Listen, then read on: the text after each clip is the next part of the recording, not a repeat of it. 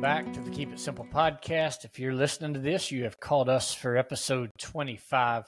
And today we have my longtime friend, very dear friend, Matt Praiswater on the episode, which is a treat. I say it's a treat to have each person on, each guest on, but it really is. It's kind of a gift. And so Matt is many things to many people. First and foremost, he is a husband to Alyssa, and a father to Kason and Trent and Elodie. And he's an ag instructor at Battle High School here in the Columbia, Missouri area, and is also the FFA advisor. Spends a lot of time pouring into teenagers and helping shape and form and mold them. Matt and I have been friends for long time. We actually met at the Hinton Rural Life Center in Hayesville, North Carolina, many years ago. And so with all of that as an introduction, Matt, welcome to the podcast, brother. Thank you for coming on. Thanks, Ben. Yeah, it's an honor to be here for sure. Yeah. So we've talked about this a little bit, just kind of kicking it around, and there's so much that you bring to the table. I don't know where you want to start. Do you want to start with, kind of your faith story? Do you want to start with the kind of the husband and fatherly roles that you're in? Do you want to start with education and the young people that you're pouring into? Do you want to start with some of your financial peace stuff? Like where do you want to start? There's a lot to unpack. Oh, and I'm like Ben, where I can't remember what happened 2 weeks ago. So I used to lead Young Life, and I told him at the time it was fun to try to go back and talk through my story. And now there's like 12 years added on to that. Yeah. So I guess I'll just start kind of at the beginning because it's all intertwined, you know? Yep. I grew up around here, and I kind of feel a lot of, I listened to Amber's last week, and I resonate with her a lot because I grew up in the same church. Mm-hmm. Kind of was a country kid. You're all American, like just played sports, Boy Scouts, all of the above. I was blessed by my parents that, they took us to church and we had an active membership there. Mm-hmm. It all kind of runs together. You talk about the concept of just moving the needle. And I very much feel like that's how my faith journey has been. It definitely is. I haven't really had that big aha or crazy Christ moment, but it's been a lot of moments of that needle just moving just a little bit. And at times there were peaks, and at other times, there's been maybe moving in the other way and having to recoup from that. Oh yeah. So that's kind of more how I see it. The first real, I would say movement would be my high school mission trip. So when I was in high school, I, for 4 years, went on different mission trips. My first one was at Hinton. Mm-hmm. And I believe that was before Bentley. Mm-hmm. And then we went to Port St. Joe and did some work with the city there. And that was an interesting one. And Rosebud Reservation in South Dakota. Mm-hmm. Then we went back to Hinton, I think my senior year. But all of those were those high points of faith. But, and then I came back down and did the whole roller coaster of high school of going on this mission trip and having this such intense moment with God and learning about faith. But I think that looking back now as a little bit older dude, what I really pick up and what I learned from those was that was the foundation of my actual faith. Mm-hmm. That's where I started to learn what does it look like to have a relationship with God. Mm-hmm. And so those were big little movements of that needle for my first I grew up in the church, but I kind of just felt like I was there going through the motions at times. Mm-hmm. And then after those mission trips, that's when I started to start that walk, and it was great. And then so then there was a year of college where I was going to go to Colorado State because we have a cabin in yes you Poudre do. Canyon. Yes, you do. Yeah. I mean, it is our slice of earth that is God made that area. It's beautiful. It's probably my favorite place on earth. And so there's a college right there, and I did the whole I'm going to apply for it, see what happens. And then I found out that our cabin doesn't count as full-time residents, so I was going to have to pay out of state tuition, and that was $46,000.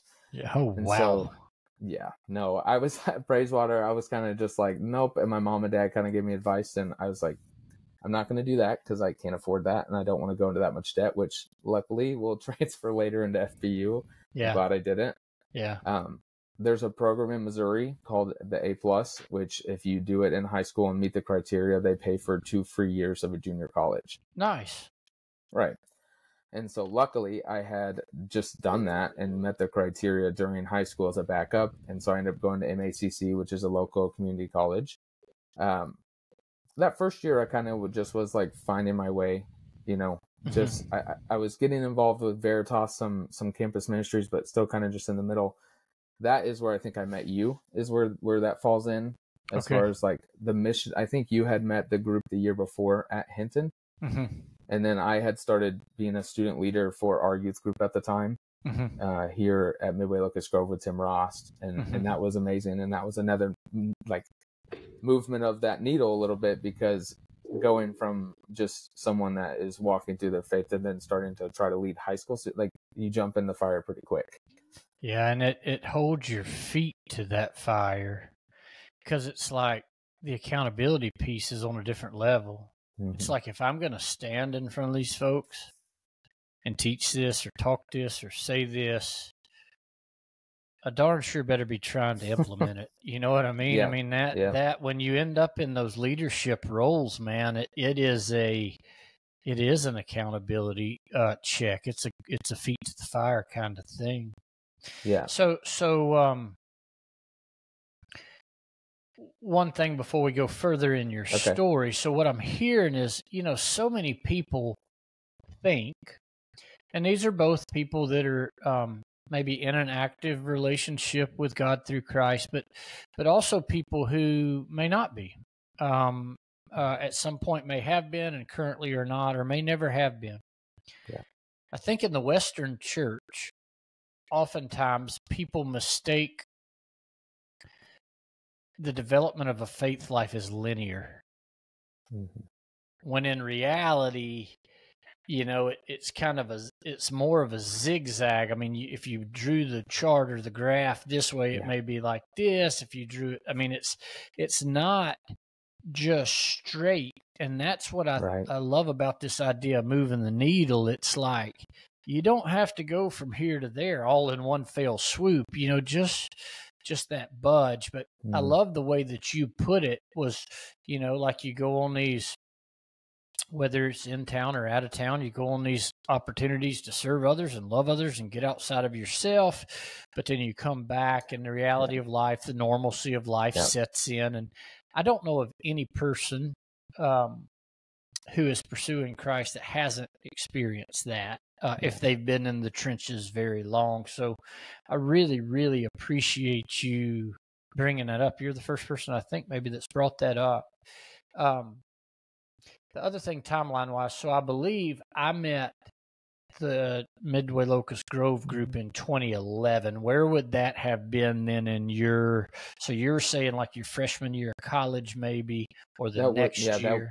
That would have been about right. I mean, who knows? I already prefaced that my memory is not great. Yeah, mine but too.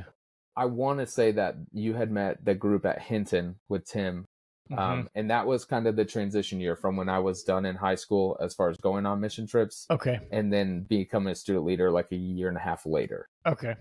So then we came down and I was actually like a student leader at that point. And that's when we went to Hinton and then came down to you guys to visit in Georgia afterwards. Yeah, I've got pictures of that, man. We played slip and slide kickball in the Meeks backyard. Yeah. Just the other day ago, I was doing something and I was looking through pictures. I guess it was on my phone. I was trying to find a photograph of something. And I came across that group shot. And so it's like all the Midway students. So it's like Brady Worth, Brendan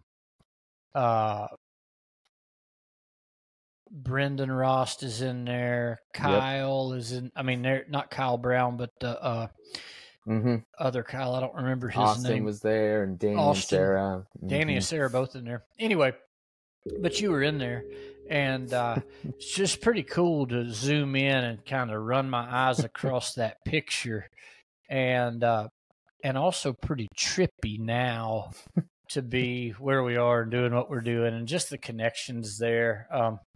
Pretty cool. Yeah. So that was like I would bet that's probably 2012 or 13. Yes, I think 2012, somewhere in there. Yeah. Yeah. Sweet. So I had actually forgotten about y'all coming to Georgia, and I came across that picture, and I was like, "Oh my gosh, they were there." So, anyhow, not to interrupt you, the linear faith piece is worth pausing for, and then kind of trying to connect these dots timeline wise.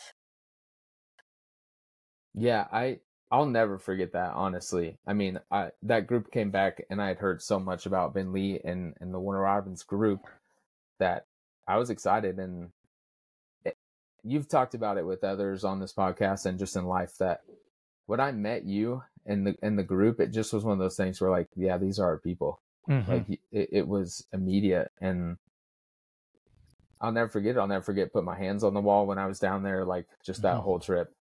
It was really special and dear to me, for sure. And that just, I mean, that's a part of our story, and just really that time of my life was fun to grow as a person, but it was super challenging because I was leading our youth group, and I had also started leading Young Life at that point. So that's another part of my journey, is that freshman year of college, I was doing my gen eds and stuff to get through the junior college thing. And saw a couple of my really good friends had become Young Life leaders. And I'd always heard of Young Life, but these were like really, really close people that I'm walking deeply with. So I'm hearing these stories all the time, and I'm like, man, why didn't I try this? So then the next year I went out and did leader training and ended up becoming a Young Life leader in the area.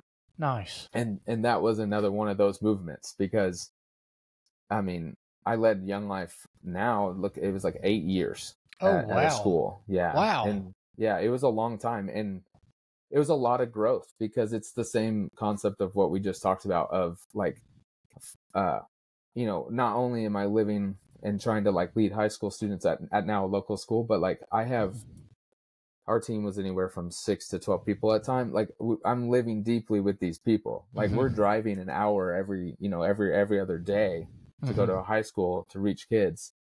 Well, we're at the same time like living life together, and like just had a lot of growth and a lot of like really good family in that span of my life, because those were people that we cared about each other. We were in the trenches, trying to reach high school kids, but at the same time, like, we would have prayer mornings. Like, it was looking back now, you get to go back and like think through things, because you're not really realizing it at the time.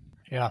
But some of that stuff was just really special and unique, of like, we didn't have to do prayer mornings, but we met every week and just prayed for like 2 hours. So what role would you say authenticity played in those relationships? Transparency, vulnerability, authenticity. What role would you say those traits played in those relationships? Like, I think it was a crucial role. I mean, we're trying to reach, like, Young Life, for anyone who doesn't know, their overall like bucket statement is, we're trying to reach the furthest out kids. So if we're trying to reach them, the kids would see it in us.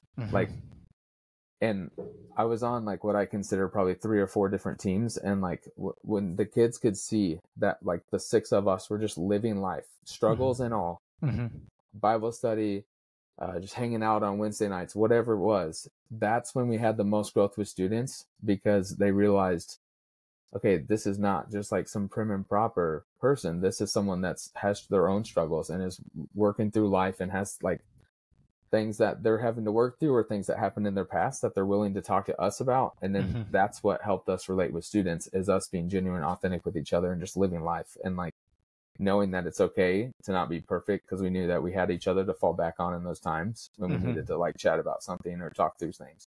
I mean, you know this, and I think most that listen to this, that authentic piece is where like real love and real growth is. Because if not, it's hard to get deep. And it's magnetic. I mean, for sure.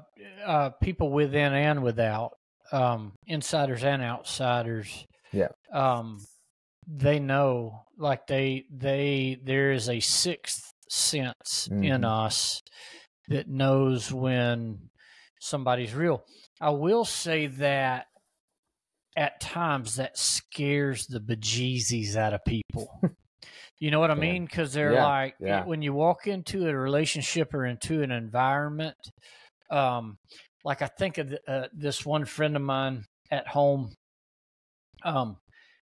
very, very close friend of mine, and his son came to our college and career group for a season, right? A few months.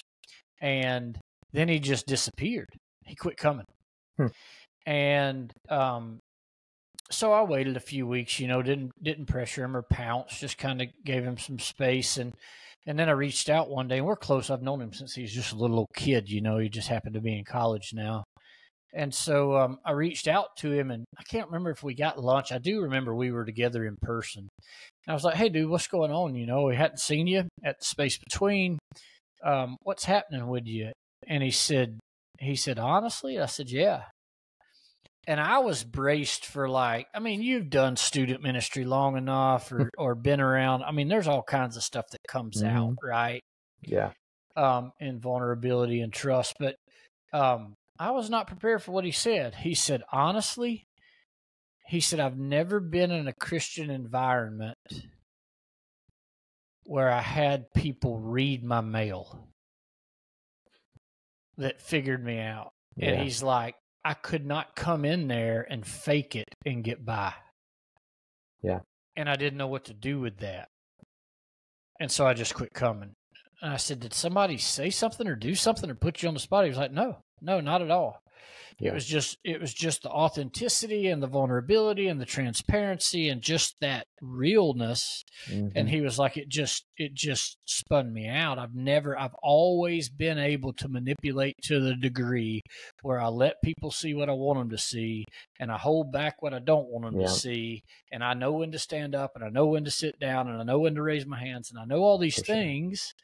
But basically what he was communicating is that's the first time he had been in an environment with peers where transparency was it. Started and stopped. And gosh, how much different would our ministries be if everybody operated that way? It wouldn't look anything like what we can imagine, I don't think. Yeah. Sorry, it just came up when you were talking about doing life with young people and college and career age kids. You hit the nail on the head, because as our side, we're living doing our thing, but we have every Wednesday we have a thing called club. So it's like, we do all these fun games and stuff, and it always ends with a talk, which is centered around the Bible. And we're like, we have some kind of either something like a depiction of Jesus, or sometimes we would tell our testimony or whatever, some kind of thing to invoke that thought that maybe they'll come talk to us about something. Mm-hmm. And I mean, eventually I figured it out and stopped being surprised. I could come up with what I thought was home run out of the park, young life talk. And there would be and then there would be one where I derail, and then I end up just talking about some kind of story in my life of crap that's going on, and not relating it back to me, whatever passage we're talking about, showing the kids that I'm not perfect, and that there's real crap that we're all struggling through, even as their leaders. That is when the kids would come up. That is after club. When I felt like everything was jumbled and just it was real, but it was gritty. That's when I always had kids coming up I had no idea, and then they would that would lead to them tell me about this is happening in my life. Yeah. And I mean, that's the authenticness of it. Doesn't you can't prepare something. It was always the ones that fell apart for me, where that's when I had the most real conversations and got to be invited into that with them. Yeah. One thing we used to say a lot is own your junk. Own your junk. Don't shift it. Don't blame. Don't deflect. Own your junk. And that. But I believe that is. I've seen it so many times over and over. That's magnetic. Yeah. I say all the time, people aren't attracted to right; they're attracted to real. They're not. They don't care how right you are until they can sense and understand that you're real. What you see is what you get. Flaws and all, warts and everything. Here it is, and I hold out hope hold out hope that that's not the minority. Yeah. That somehow that can become the norm. Right. So yeah. Anyway, No, so it's- Young Life. So you're doing Young Life, and you said 8 years, dude. That's a commitment. Yeah, I know. It was a long time. Yeah. I would be remiss in that to not talk about. So there's a couple named Tim and Ann Rulo. They're still dear friend and family to me. Mm-hmm.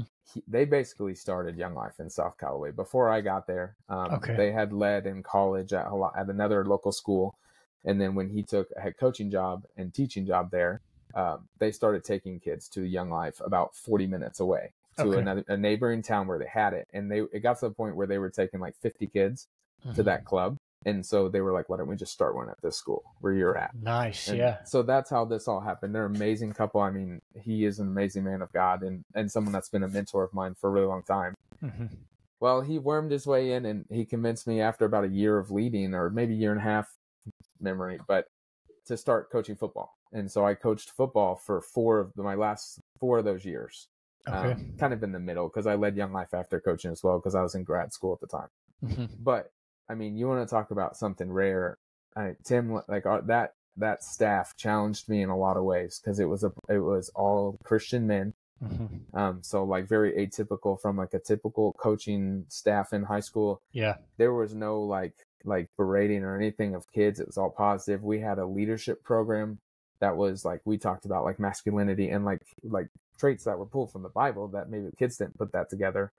But we had leadership meetings every Thursday where we talked with kids, and just a really unique program where like he challenged my faith. He challenged me as a person, but also one thing that now looking back that I didn't realize at the time, he challenged me on how to do this while being a professional in a school district as well. Wow.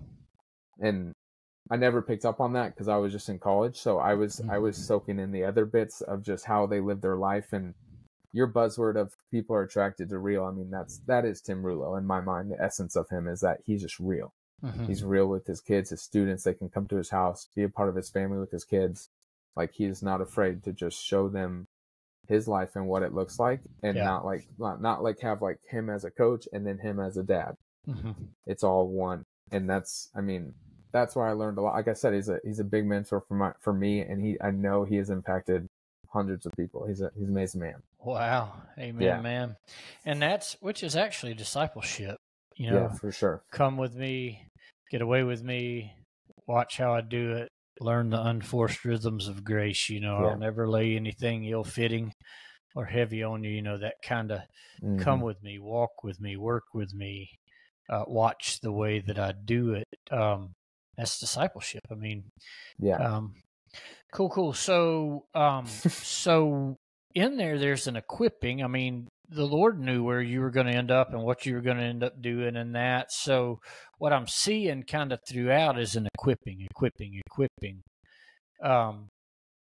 Now in your current context, whether that be in teaching ag or FFA advisor, do you have the opportunity to have some of these conversations and influence students, as far as their spirituality? I know in public school it can't be. I'm sure that there's some kind of, I don't know how that works, but are you able to take what you've learned and experienced over those previous 8 seasons in ministry and apply it in your current context? I mean, yes and no. I mean, it can be challenging for sure in our profession. I think a lot now, it's a lot lead by example. Hopefully that the way that I'm walking, that there are kids that are picking up on that. Now, we do have things like FFA Sunday, and so like kids know where my faith is, but there is the added challenge of like I can't like blatantly say it, but there are absolutely ways and avenues to like live that out. Okay. To where they know. Okay. Does that make sense? It makes perfect sense. Yeah. As you were talking about that, I was thinking about Larry Henneke. Yeah. Larry and Susie are coming to worship, at our place now. Yeah. And, for some reason in my mind, when I see him, I think of you. Yeah, he was my ag teacher. Yeah, I know, and I know that he had a heck of an influence on you, and yeah, he still does. He spent a still lot helps of out. time pouring into you, and just in his own way loving you, loving on you. Absolutely. I know that he's been an incredible influence. I think the world of Larry and Susie, Cody and Allie, and the whole bunch. It's such a neat. I mean, you talk about authentic community. Yeah. That then launches like into the connections there back around to the Rosts and the Browns, and Yep. I mean these threads, these kind of ties that bind. For sure. Lots of history, lots of deep and rich relationship. You bring the Worths into that, and that's the good stuff, dude. Yeah. I mean, really and truly. Yeah. So and we could talk a long time about them, but all those families, they formed me as well. Right. Because they were my community, a lot of them. Yeah. So yeah. And that's what I say all the time. Just today, I was telling a family that I was with. I had to go and got to go do a home visit today. Was with the family, and what I told them was, God works through relationships. He doesn't pass love notes; he passes people. That's good. And God works through relationships, and so all of these people, all of these paths that have crossed yours, and all that will continue to, and you'll cross theirs, is an opportunity for this exchange. Yep. But that exchange, those relationships have to be two-way streets. It can't be a one-way street. It has to be this two-way street, the ebb and flow, the give and take. And the most beautiful relationships that I'm gifted to be a part of, at any given season, the traffic can be flowing one way, and you wait one more season and the traffic's flowing back. It's just so you have a gift relationally of connecting with people, but I believe it comes from, of all the folks I've ever known, you trust easier than maybe anybody I've ever known. And I've always admired that about you. I really do wish I were more that way. But I mean, you just throw your whole heart out there, man, and without callous, without reservation. It's just kind of this. It's like, I'm going to trust you until you give me a reason not to, but I'm going to trust you. And I've seen that in you from very, very early on, but that's continued, which is so cool, because usually as we get older and more life experiences and more cuts and, dents in the fenders, if we're not careful, our hearts can get calloused and hardened, and that propensity to trust kind of gets diminished. And I've not seen that in you. Which is really, really beautiful. So, so in all that, where do you meet Alyssa? So where does she come into this picture? Where is that in the timeline? I feel like I'm rambling because there's so much stuff. No, you're not. This is gold. So to quick that up a little bit, like I actually, that coaching staff, they're the reasons I'm teachers. Well, besides, and Henneke. Yeah. So mesh that together, that's the reason why I'm teaching. Okay. So they were like, hey, I actually got my undergrad in ag systems mechanics, and then they were like, you should be a teacher. So then I went back and did my grad school for ag ed. Okay. So I become a teacher. Alyssa and I actually met at a camp called Camp Kapow, which is, I had got recommended by one of my advisors at the University of Missouri, of, hey, he'd be a great intern. And the whole point of the camp is we took junior high kids and toured them on all these college campuses. Oh, wow. So, because they were potentially going to be first generation in their family to go to college. Wow. And so we were trying to like show them a track of like, hey, this is what you should look for and what it's going to look like. Yeah. So that you're ready. Yeah. And she was doing it for part of her schooling for health science. And that's how we met. We were camp counselors for a week-long camp at spring break at Mizzou. Mm-hmm. And then stars kind of aligned, and we just knew. It was one of those like guttural. I dated a girl in high school, and she was awesome. We did for 6 years. Oh, wow. Like when I met Alyssa, I just knew. Like it was one of those, within a year we were engaged, and within another year we were married. So that answers my question. Was that reciprocated? Did she know too? Yes. Yeah. Yeah. I mean, it took us a little bit of like linking that to figure out that we both felt that. Yeah. And it took I don't know if it was intentional on our friend's part, because we were all supposed to go on a hike afterwards of the camp just to like have like a leader like get together, and everyone else bailed. So I don't know if that was intentional or not. I think it might have been, but yeah, once we both knew, I mean, it fell into place pretty quickly. It's like Alex's friend calling him to say, "Hey, you left your water bottle." Did you hear that part of his story? I did. Yeah. That's a solid. Whoever that guy is, you need to buy him like a Reese's peanut butter cup. You know what I mean? It's like, yeah.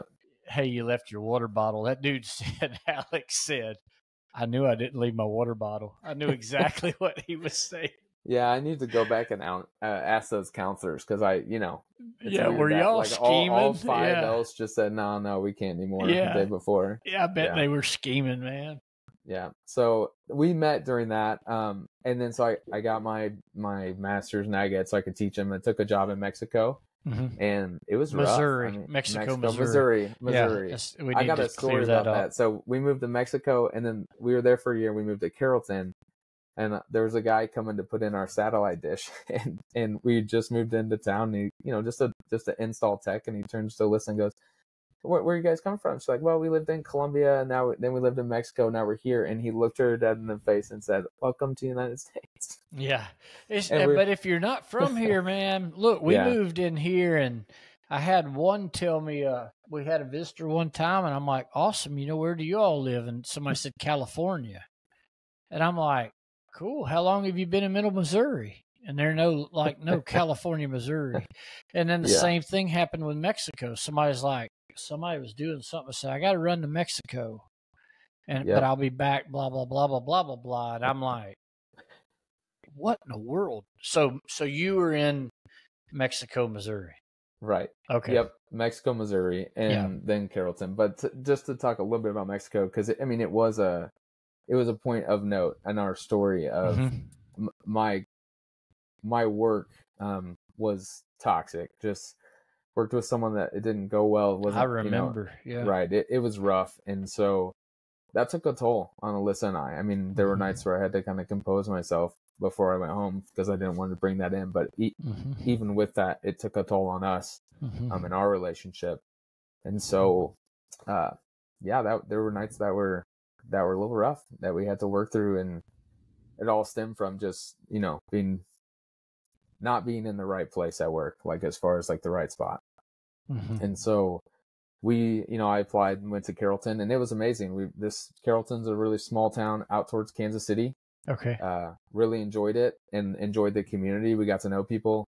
If you back up to Mexico, we really enjoyed our church and like got to active in our small group, so that made it hard to leave that. But Carrollton kind of picked that up. We found a church. We probably would have been there for longer, but Columbia was always the place that, if it opened, I might look into. Well, about most of the way through that school year, Kason was born. See, I'm rambling, but Kason was born. No, you're fine. Yeah. Kind of in the middle, like the March of that school year, our first child was born while we were in Carrollton. And then there was an opening in Columbia. I got a couple calls from some of the teachers here saying I should apply, and the rest is kind of history as far as that goes. I applied, and we ended up moving here to Columbia. So we've been here for about 5 years now, and I teach, and we go to a local church here, and it's awesome. Trent was to go, so we have a young daughter, and she's awesome. Yeah, man. Yeah. And through it all, God has been so faithful. Yeah. So faithful. If you back up actually to Carrollton, one thing that, really added a dimension of something that I found that I was passionate about that I didn't know about was I started via a friend just recommending it offhand one day. I started listening to Dave Ramsey podcast. Yeah. Some people might know. If not, he's a financial advisor. He's got his own podcast. You can look it up if you would like. But it just he just uses a biblical perspective and pretty common sense stuff. But common sense is not so much common sense in that terms anymore. And I just started listening to that. And when I mean listen, I mean like I binged it like every day for hours. I just caught up from like years back. Just listening to how people would call in with different issues and different questions financially and how they would answer it. I've always personally been a little bit on the saver side, but never been like intentional with that. So listening to Dave, and that sparked my like, okay, this is important for me to take care of, not just for my family, because I'm like called to in the Bible to be a good steward of our money, but if I'm a good steward of our money, it will allow me to give more generously on the back end. So I'll have way more funds that we can use to hopefully bless other people on the back half. So I started listening to that, and that kind of led into when we moved to Columbia. I was approached just after conversations with people in the church about, I really like it. We're living these and the principles, and probably talking way too many people's ear off about finances. I got asked to lead a workshop. And so at this point, I've led a workshop. I've led FPU with groups. I've done one-on-one. What is it? What is FPU? So FPU is Financial Peace University. It's Dave Ramsey's program on like these nine weeks, but all these different steps of how to get out of debt and like get in control of your money and to be a good steward of your money. So all that to say is just like, I got intentional about my money. I've seen that God can do really cool things in that, even in my family. And I feel like God pulled one of his like classic, you don't have to be like someone who's got it all figured out to lead it because I'm a teacher. And like, it's not like I'm making world beating money, but if like you as a teacher can show and lead someone who, hey, I can live under my means here and I can follow these principles and get ahead. And like, I'll never forget my I think it was my first FPU that I led. I had a couple that was like, okay, how old are you? You're 30 and you almost have your house paid off? That's crazy. And then like that was the turning point for them and I felt that because I was like, I'm a young dude and there are people that are twice my age in this room that I'm leading. And then that was one of those points where they were like, okay, let's hear what he has to say. Because he's doing something because his house is almost paid off. And so I've just like, God has like really called my heart to like try to address that, because I mean, I could go over all kinds of boring statistics, but like, the average American has 8 credit cards in their wallet, which means that like, they've defaulted on some and like they can't cover $1,000, like 9 out of 10 Americans couldn't cover $1,000 emergency. So just stuff like that. I want to like help students, people in my church, just help them if they're in that need of like, give me some guidance, give me some steps that I can do. And I like Dave because he's kind of like an old country boy and keeps it pretty simple, stupid, which works out for me because I'm also an ag teacher. So I resonate with that. And I just like it. It's common sense. It's nothing like crazy, but it's stuff that like are tangible that people can follow. And so there's sacrifice involved though. I mean, like I'm thinking going back to Danny and Alex's wedding, you pass us on the road headed down there and we get there, get to catching up. And I'm like, so where are you staying? And you say, I'm going to sleep in the truck. I'm staying in my truck. And I'm like, wait, what? And you're like, dude, I priced hotel rooms. I'm not paying $100 to lay down and then take a shower in the morning in some room. I'll just stay in the truck. And I was like, okay, Matt, go ahead on, I mean, but my point in that is it's like that Dave Ramsey says, are you willing to live like nobody else now so that you can live like nobody else later? And that the sincerity and the sacrifice, there are ways where we can be more intentional. I know that I can for sure. We can be more intentional with our money to set our kids up and set, the next generation or to be in a better position than we are. So it's less, the thing I appreciate about Ramsey is it's less about me and more about we. It's generosity on the back end and setting up your kids and grandkids and great grands, to be in a position maybe that we aren't. And there's a selfless thread there that appeals to me. I think the most fun that you can have with money is blessing someone else with it.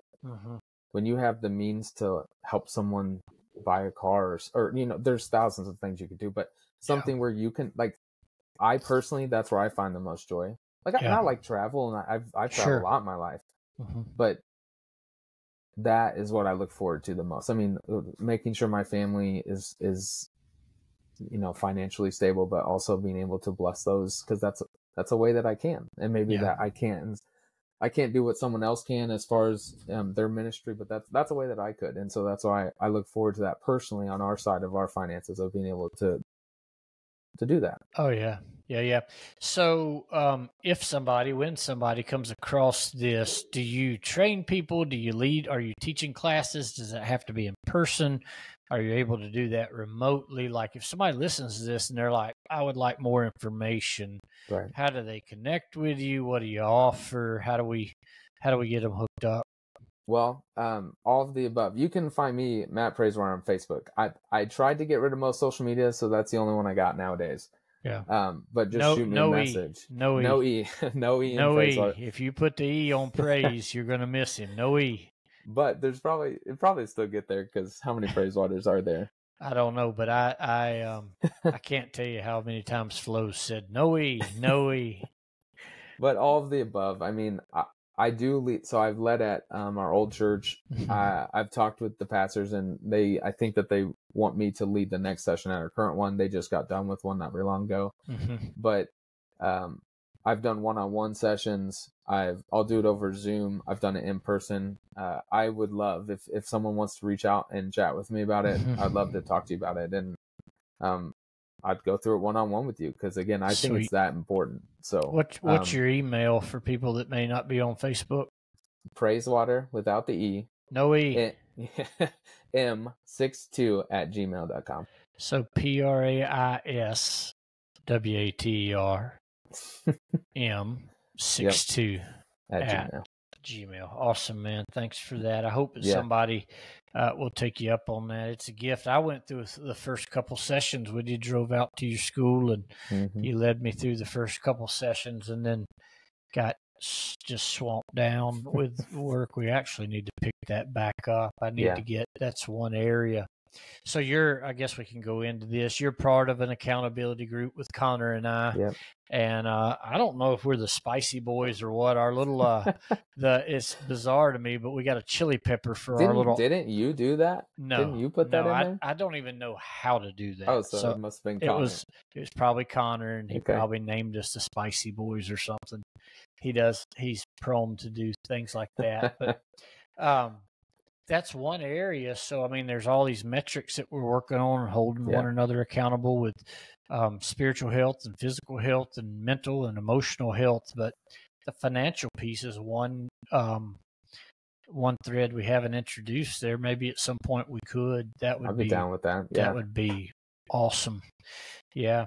So speaking of family, so I mentioned Flo. So your mom, Flo, is one of my favorite people, right? So been to Nicaragua with Flo and have spent a lot of time with Flo. She trips me out, man. She she's a trip. I don't think there's ever a time I'm with Flo and then I leave and I don't just feel better. Yeah, I mean, you gave me the compliment. I mean, I learned how to care from someone, and like a lot of it comes from her, because she cares deeply about people. She does, and is such a giver. It's a wonder I don't weigh 300 pounds, because she loads us down with baked goods and those cinnamon rolls. I mean, her cinnamon rolls are legendary. Yeah. She always bakes a pan that when we go home at Christmas, when we go to Georgia at Christmas, we take a pan of cinnamon rolls, and they don't last long. I mean, they have become stuff of legend down there.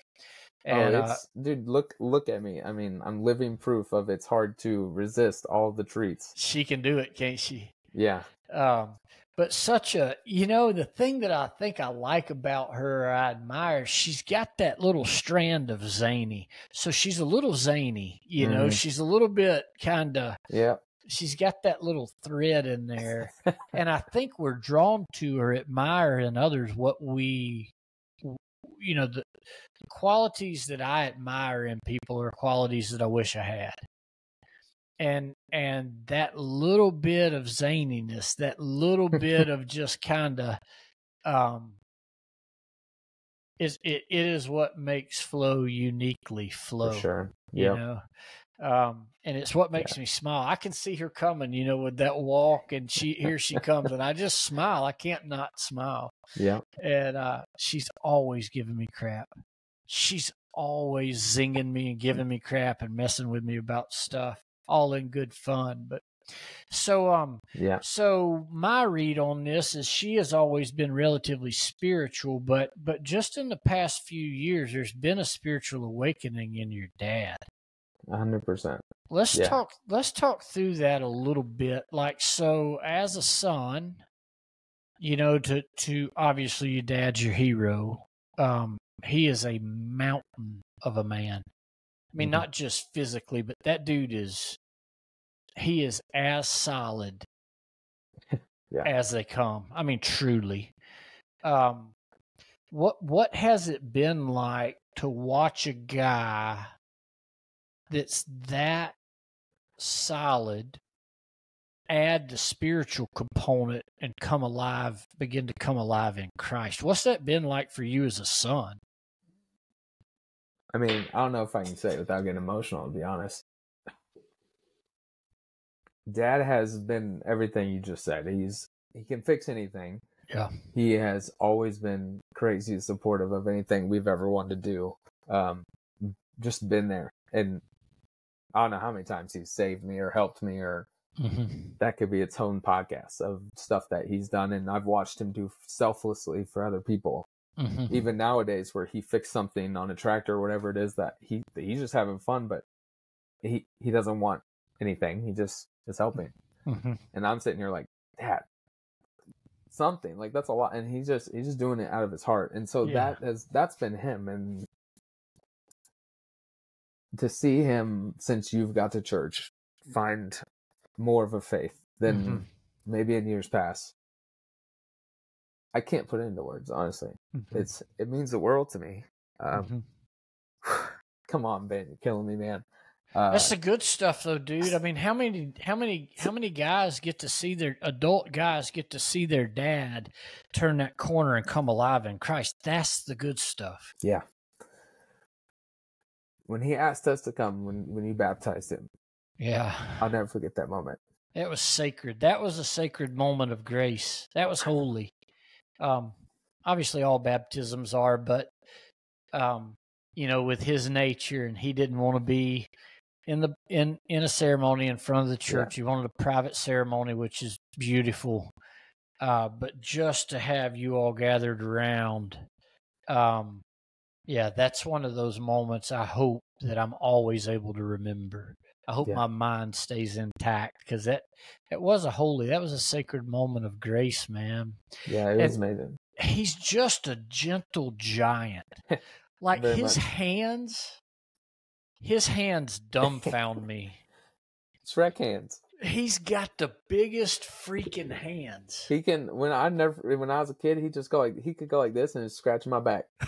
The whole thing. Because his hands are so calloused. That he works with it. Yeah. And they're huge. They're bigger than my face. I mean, they're enormous. And he just, you know, like he'll kind of come up, just mosey up beside me, and we'll visit for a few minutes, and then he'll say, you know, hey, the other day I was reading in my Bible and blah, blah, blah, blah, blah, blah, blah. And he'll strike up this conversation. He's reading his Bible every day. Yeah. And it's really cool because, I mean, you know, like I never in a million years would have thought I was going to be in a Bible study with my dad. Yes. And that's really cool. It's amazing. And it adds a layer of depth to the relationship. So my dad's been a Christian his whole life, but I never saw him like live it out. I mean, he was always in church, you know, but I never saw him read his Bible. I'm sure he read the Bible some, maybe, I hope, but I never saw it. We certainly never discussed anything spiritual that I can remember. But then in these past 6 years, to watch him come alive, and he's reading his Bible every day, he's praying. There's very few times that we're together. Now, I talk to my parents on the phone a few times a week, but when we're together in person, there's never a time that some form that our conversation doesn't take on a spiritual shade. And this is amazing. As a son, it's like, yes, you know what I mean? It's like, yeah, you were carrying a mantle that wasn't yours to carry. Yeah. Yet. And I'll tell you something, and I don't even think he knows this. I don't know. We used to pray as a Young Life team or different, like, I've prayed for a long time that he would find a faith, and it's really cool. Yes. Yeah. And back row, left side, he's going to be there. And it's just a sponge. That's the other thing that impresses me about him is that dude is he is spooky smart. Oh yeah. I mean, like, yep. And you wouldn't know it. Because he keeps it under wraps, but man, he can figure out almost anything. And is so well read. Like you're talking about the cabin at the Pooter. I can remember summer before last, sitting out there with him at the picnic table, under the tent, and the conversation would take some direction, and he wasn't trying to be impressive or know-it-all in his kind and gentle way, and he was not BSing. He could just start telling me things. He'd just start explaining things to me, and I'm like, that was the first time that I was like, this dude is highly, highly intelligent. And then like going to the house and hanging out there at the shop with him and seeing his tractors and him walking me through, giving me a tour of all the tractors and explaining the propulsion and all the stuff to me. And I'm like, he's 3 or 4 minutes in and he's already smoked my brain. I'm done, and he's not even warmed up. So if I could have half of his knowledge, I'll be fine. Yeah. I can't tell you how many times I call him to ask him stuff or pick his brain for things during the week. Yeah. So and as always, that goes back to that bi-directional relationship. There'll be one time I'll talk to him and I'm like, "What's going on, man? How's everything?" He's like, "Oh, helping Matt replace windows at his house, or something that y'all were doing related to windows." Yep. But then the next time I talk to him, I'm like, "Hey, what's going on, Matt?" "Oh, not much. Matt's been over at the house helping me with whatever, And it's that ebb and flow so many times with parents and kids, even adult kids. We, and by we, I mean the kids, we're still takers. Yes. And that's one thing with y'all's relationship that I have observed is it's give and take. There's that the kind of two. Well, I hope I'm giving as much as I take, because I think I take more than I give. But I'm extremely blessed to have both of them. Yeah, I don't know how many years ahead of you I am, but I'm a few years, and I can tell you that does continue. That transfer to where you're all taker, then it's give and take, and then there's a tipping point where you'll be required to give more and more and more, which is honoring and beautiful. It's the way that it should be. That to return that dignity and grace and love and service and all those things is a real gift. But I'm so proud I'm proud for you. I'm proud of him. That dude is, I don't say this lightly, like he's hero kind of level, for me, just watching him and observing and listening. And I hope to get to spend more time with him as the years go by. But that, and thinking generationally, you think about your kids. Won't be too long. They're going to be making core memories, like really, really core memories. And Grandpa, what do they call him? What do they call him, Grandpa? Grandpa Tim. Yeah. Grandpa Tim. Grandpa Tim's going to have that spiritual thread there that just undergirds what you and Alyssa are already weaving in them. What the Lord's doing. That's really, really, that is a simplified snapshot. I mean, really and truly, when you talk about authentic community and intentionality and the simplicity of things and relationships, kind of recalibrating away from what the world tries to cram into us and stepping more into just the beauty of simplicity, man.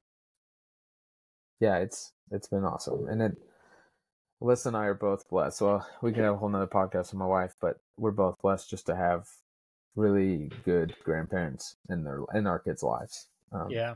So how has she kind of? I know we don't have a whole lot of time left, but what flavors, what colors has Alyssa brought into your spiritual development, into your faith life?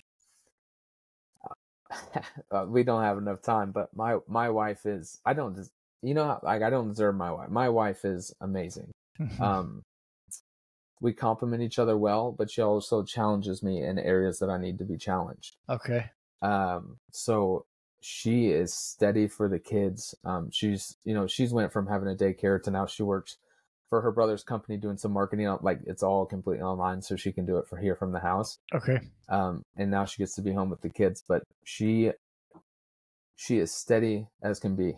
Like, I don't know a better word to say other than steady. And it reminds me of Proverbs 30:31, you know? I mean, she's the epitome of that. And that's why I feel incredibly blessed and lucky to have her.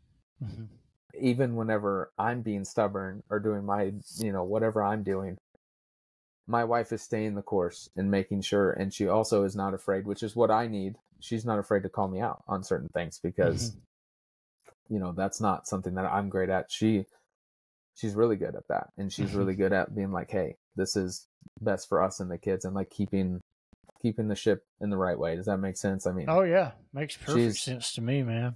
We could talk about it for a long time, but during Mexico or during some times where, stuff has been on the harder side or we're going down on the tick scale. I mean, she is not afraid to be the constant of like, this is what we're doing. We got this. Just that anchor. Yeah. Oh my gosh. Yeah. Even like, and I think it goes back and forth, but like to know she's there, it makes a big difference in our life, like both her and I relationship, but also with the kids, to know that like I have someone that steadfast to partner with me through ups and downs, through all the good and the crap and whatever. She still is there no matter what. Amen. And it's amazing. Sweet. You got anything else on your heart you want to share? I don't know. I don't know. I feel like I could ramble about a lot of things. Sure. I think that recently what I've been like looking into a lot, and we've talked about this, is the concept of family-driven faith. Like it's the focus is on the family, and that's I've done and been blessed to like lead Young Life and do these things where I've had ministry opportunities. But like I'm coming to peace / really like taking the grips and like understanding what it means to like, what does it really mean to like just kind of not pause, but like focus on my family. I mean, I have 3 little kids that's where I think that my time is best spent. And like the concept of, my church right now, my mission field, which I think you've said multiple times, is the family. And that's what I'm reading up on recently. That's what I'm focusing and trying to deep dive into, of like, what does that really look like and how can I better continue to lead? Like, one thing that I've told you about and I've talked about a lot, because it's going super well, like more than I even would have thought, even with our kids only being like 4, 2, and basically 0, 3 months. We do worship. I got the idea from a book I read. What book is it? Family Driven Faith by Bodie. Yeah, Family Driven Faith. Okay. He has another one called Family Shepherds I want to read. It's directed more towards the father, but we do worship, daily worship, and sometimes that looks like the whole family. Sometimes I'm at an ag event and that looks like Alyssa leading it. But right now it's nothing complicated for us. The kids pick a worship song, we pick a worship song, we sing it together. Kason can read, so he picks out his little kid Bible, reads a scripture, we talk about it, and then we pray as a family, and that's it. But like, amen, man. We've had, even with like littles, we've had just really cool conversations, or Trent or Kason will recall something that Pastor Mike said at church. And it's like, we didn't know you're paying attention. And it's really cool. And they won't let us miss it now. Like, it's a part of the routine. So I'm just trying to like lean into that side right now of, you know, what it looks like to be a good leader and dad for the family, and like what it looks like. And Alyssa and I have all kinds of hopes and dreams of like how we can grow that as they get older too. Yeah. So I would argue that you are a good dad. You are a good leader, man. You incredible to me. So so every episode end by asking our guest, how do you keep things simple? So Matt Praiswater, you are a dad, husband, ag teacher, financial peace instructor. You're all these things for all these people. How do you keep things simple? I mean, I think I just touched on it. I think I've heard it from others too, but keeping simple to me is less is more. Like my kids are little. I want to like relish in those moments at home and not get caught up in ag teacher world or the life of work and everything else going on, but to like spend quality time at home and not just find the beauty in some of those mundane moments. That's keep it simple to me, is just focus on loving my family intentionally and being present when I am here and making those times greater and greater and greater. Amen, so I guess that's it for me. Awesome, dude. Matt, there's Simple, never a time that I'm with you, whether in person, on the phone, via text. There's never a time that I'm with you that I'm not impressed. So thank you so much for being you. Thank you for making time. I know you've got a 19-ring circus going on. Thank you for adding one ring. Thanks for having me. I'm honored. One ring for a day, and I will see you soon. The books that he mentioned are Family-Driven Faith and Family Shepherds. Family-Driven Faith and Family Shepherds. Financial Peace University, Dave Ramsey. The email is Praiswater with no E, M62@gmail, or you can find him on Facebook. Matt, thank you. I will see you Thursday night at Men's Bible Study, man. Absolutely.